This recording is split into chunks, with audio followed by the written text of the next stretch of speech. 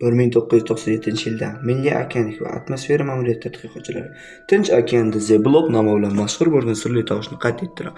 Bu judayam past chastotali tovush dastlab Sovet suvosti kemalarini kuzatish uchun o'rnatilgan suvosti eshitish stansiyalari tomonidan aniqlangan. Tovush shu qadar baland ediki, minglab kilometr uzoqlikdagi bir nechta joylarda eshitilgan. Ba'zan mutaxassislar buni ulkan aysbergning sinishi yoki suvosti vulqon faolligi bilan bog'liq bo'lishi mumkin deb taxmin qilganlar. Biroq The Blob juda qiziqarli qilgan narsa uning tovush profili. Bu dunyodagi tirik mavjudotlar chiqargan tovushga o'xshardi.